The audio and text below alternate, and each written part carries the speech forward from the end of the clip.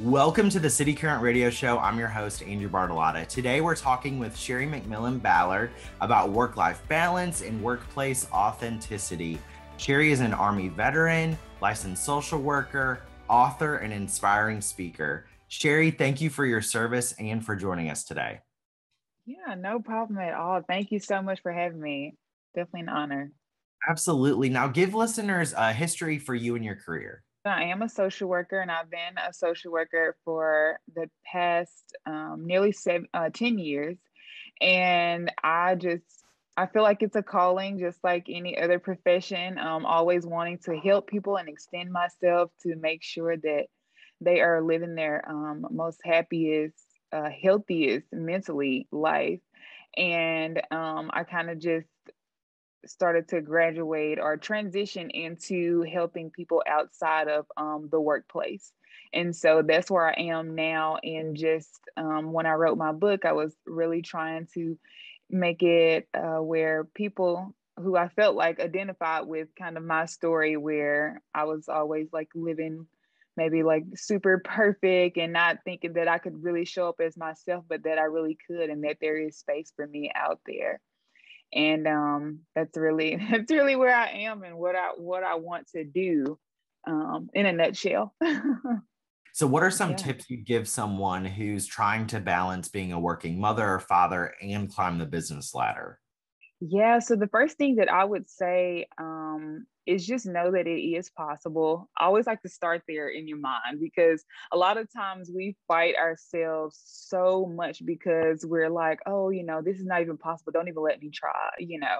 But I just like to first say, just know that it is possible, and then start to look at your schedule and see where your time is going.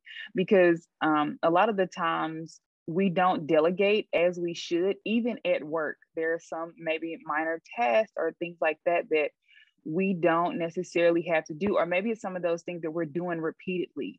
And I know for me in my particular job, I'm always kind of answering the same exact question. And it's really good to kind of have a place where maybe you address that particular question. And then I guess to kind of give like 3 tips. The third tip would be to go ahead and try to set some boundaries. Set some boundaries for work and for your home life.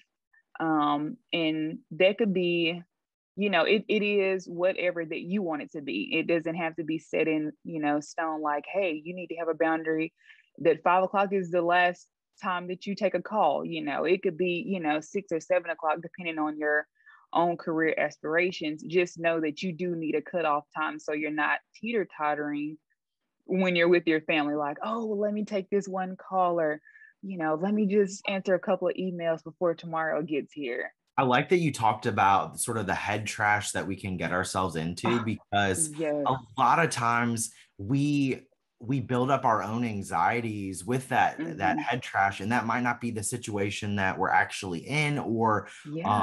or allow ourselves to not excel in our career because of some of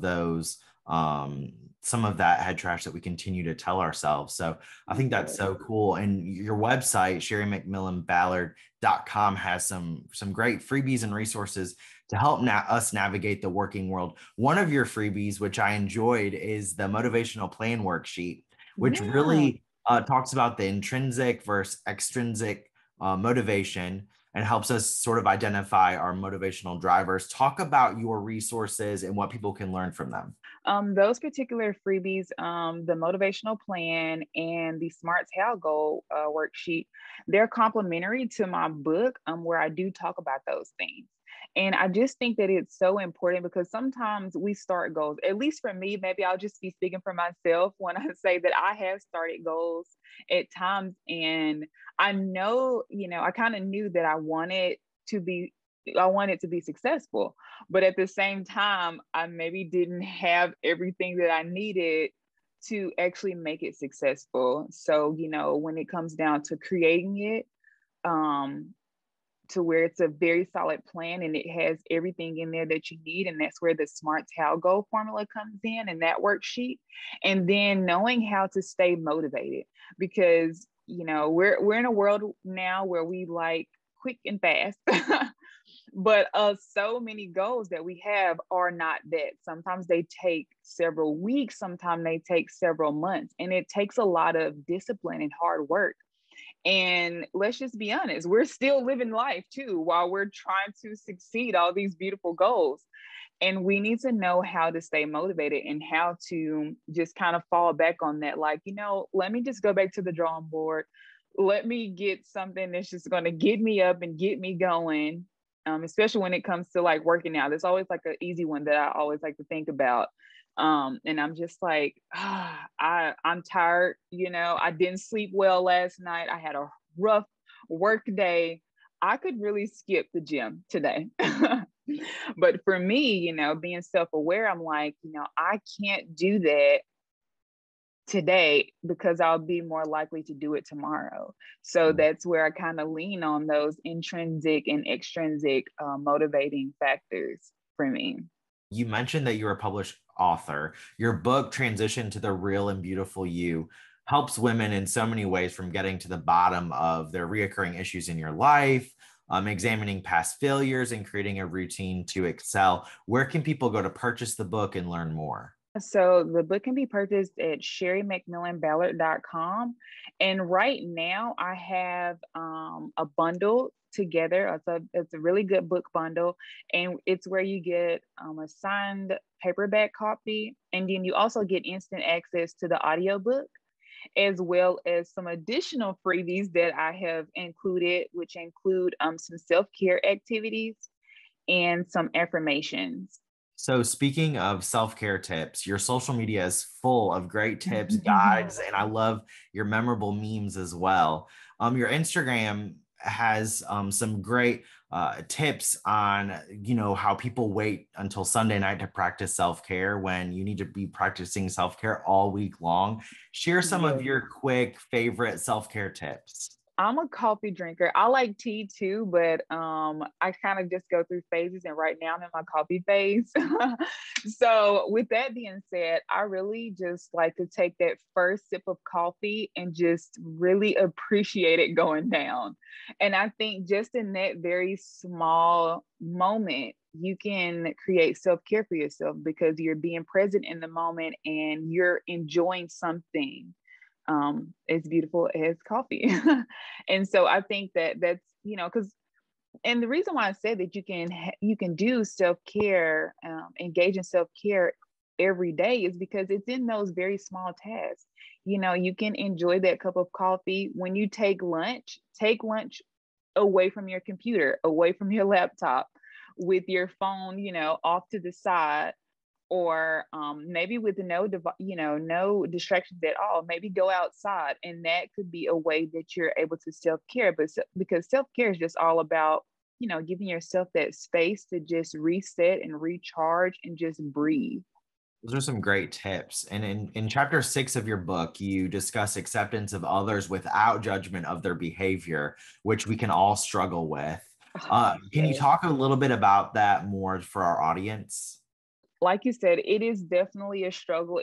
It's nothing that even I have mastered. And I feel like it's always going to be that thing in life where you're going to always have to, be aware of and just kind of catch yourself in the act of it. And I believe that it's so important because I started to think, how many people are accepting you, Sherry? You're not, you maybe say this or you say this, you have your own mannerisms, you have pet peeves of your own. So people are accepting you. How could I not accept someone else? And that would go against the authenticity that you want to accept in yourself if you're not accepting the authenticity of someone else. And I also like to think that people are on their own journeys just like you are. Whatever you've been through to bring you to this particular point, maybe they're on their journey as well. And it's just better to try to accept them, and I always end it by saying, don't do it in such a way where it hurts you, emotionally or mentally.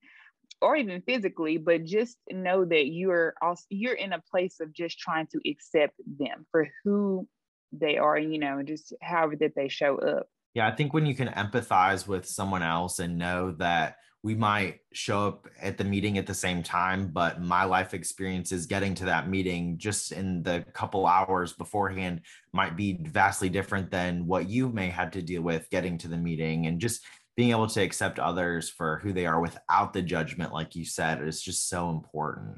Yeah, I was gonna say that I feel like it's where you lead with grace. Mhm. And I tend to lead with a lot of grace. Even if I meet someone kind of mean, like maybe at a restaurant or just out in the store, I'm just like, they're having a bad day. It's all right. That's totally fine. I could just move on. It's not, affecting my life that much. They're having a bad day. Okay. Exactly. Now, speaking of having a bad day, we can flip that with some affirmations. So you talk a Yeah. lot about affirmations and how they reward the brain and being mindset transformers. What are some affirmations that our listeners can use to help them throughout their day? My very, very like favorite affirmation is everything will work out for me. And it is so simple. And I could think of so many ways how things might not work out for me. But because I'm saying everything will work out for me, and I'll just kind of talk to myself like everything will work out for you, Sherry. And it puts me in a position to see how things can actually work out for me. And I think that that's important when it comes to affirmations, because you're opening your mind to seeing the positive, and not just in a way where you're just nothing bad ever happens, but you're seeing and you're allowing yourself to see a solution to maybe whatever the issue is. And I also like to say that I'm healthy, whole, and complete. That's another one of my favorite ones, because it just allows me to just show up just as I am. And so that, I don't feel like I have to do this or be that person, or, live to someone else's expectations. I'm like, you know what? Nope. I'm healthy, whole, and complete just as I am. Yeah, I really like that one as well. And I'm trying to think of one of my other favorite ones. Those are like the two that I share the most. Um, I would say another one is maybe that today is going to be a great day. It's so simple, but again, that's where I can definitely go ahead and lead with grace. And I'm just like, today's going to be a great day. If I meet someone, it's all right. It's still a great day. These are just little, even if the day starts off bad, my day can still end up being great. And it's just not taking on the little things that happen throughout the day and just making your day worse. I think those are great. One of my friends used to have on her mirror a quote from Oprah, who is huge into affirmations as well, and it Yes. said, "Because you are here, you are worthy." And I've Yes. never Oh my forgotten that, God. and I think that's such a good one, because you're like, yes, because I'm here in this place right now, you are worthy of whatever you are dealing with, whatever you are about to overcome. So I think that I love that you talk so much about affirmations, because they really do transform your mindset. And that's such an Right. important thing to do. What puts a smile on your face when you look at the work that you're able to do each and every day? Mhm. I would say just the little comments that people say. They're like, I really enjoyed this post that you posted, or I can relate to you.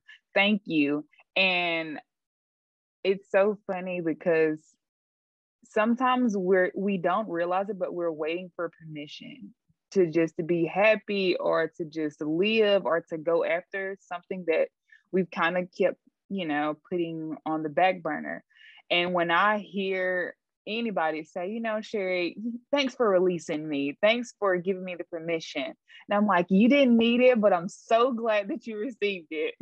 That's great. Yeah, I love that. That's so cool. Now, one more time, where can people go to learn more about you and support your efforts? Okay, yeah. So my website is sherrymcmillanballard.com, just like my name. And like I mentioned earlier, I am willing to send out that blueprint document for you. And it's where you can just send a text message to blueprint 21-901-446-3833. Sherry, thank you so much for coming on the show today and sharing your expertise. We appreciate it. Yes, thank you so much for having me. I'm loving everything that City Current is doing and just creating this platform for so many people to just share and for us to all kind of learn from each other. I do appreciate that. It's an honor to be here.